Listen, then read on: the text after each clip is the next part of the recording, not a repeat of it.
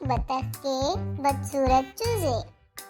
ये एक रोशन मौसमी गर्मा की दोपहर थी।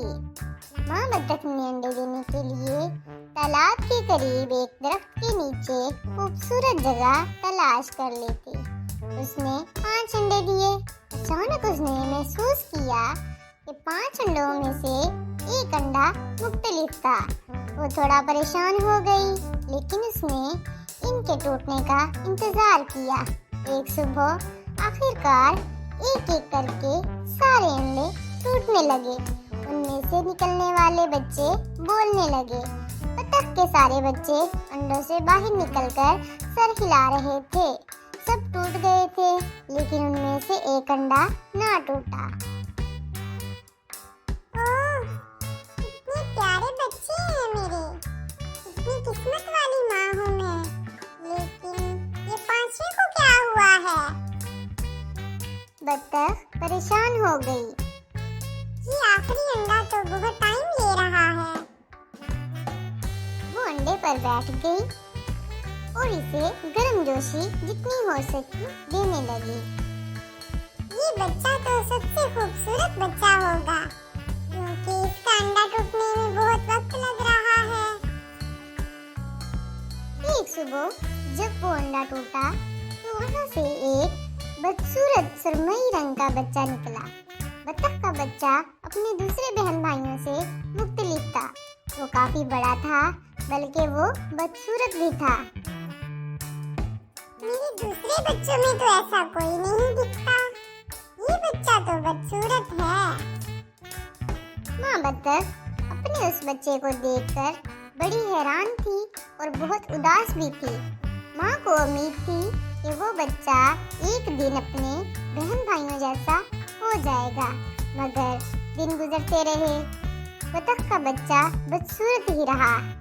उसके सब बहन भाइयों ने मिलकर उसका मजाक उड़ाया और वो उसके साथ नहीं खेलते थे। बतख का बच्चा बहुत उदास था। दूसरे बच्चे उसे कहते, तुम बदसूरत हो, जमीन पर एक बदसूरत चीज को देखें। दूसरा बच्चा कहता, तुम यहाँ से भाग जाओ, तुम बहुत बदसूरत हो। तीसरा कहता, बदसूरत शक्ल वाली मखलूक, हम तुम्हारे साथ नहीं खेलेंगे। वो सब इस पर हंसने लगे। वो बहुत उदास हुआ। बतख का बच्चा तालाब के पास गया और इस पानी में अपनी शक्ल को गौर से देखने लगा।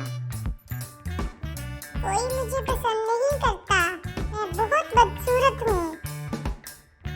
बतख के बच्चे ने अपने खानदान को छोड़ने का फैसला किया। वो अकेला जंगल में चला गया। जल्द ही मौसमी सरमा आ गया और चारों तरफ बर्फ थी। बतख का बच्चा उदास था और वो सर्दी से कांप रहा था। खाने के लिए और रहने के लिए वो जगह तलाश कर रहा था।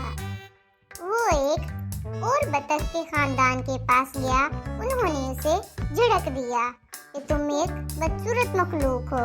ये बदसूरत बच्चा कौन है? वो मुर्गी के घर में गया। वहाँ पर मुर्गियों ने उसे अपनी चोंच से मारा।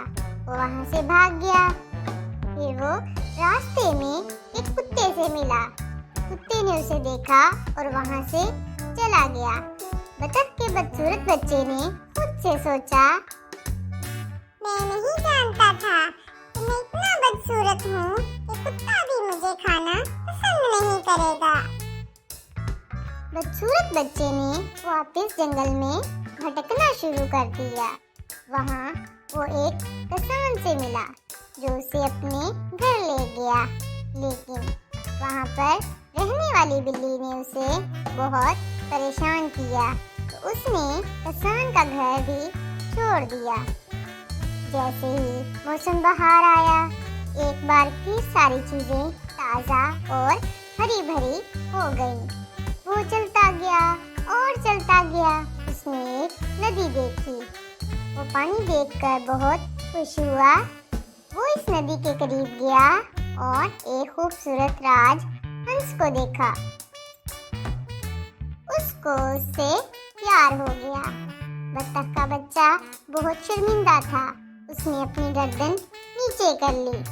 सर नीचे करते ही उसने पानी में अपना अक्स देखा तो वो हैरान रह गया, काफी परेशान हुआ क्योंकि वो अब बदसूरत नहीं था, वो एक खूबसूरत राज हंस में बदल गया था। अब उसे एहसास हुआ कि वो अपने बहन भाइयों में अलग क्यों दिखता था, क्योंकि वो तो एक राजहंस था और वो सब बतखें थीं। उसने उस खूबसूरत हंस से शादी कर ली थी जिसे वो प्यार करता था। उसके बाद वो हमेशा खुश रहने लगा। तो प्यारे बच्चों, इस कहानी से हमें ये सबक मिलता है कि कोई भी चीज़ बदसूरत नहीं होती। अगर देखने वाली आँख खूबसूरत हो तो हर चीज़ खूबसूरत नजर आती है।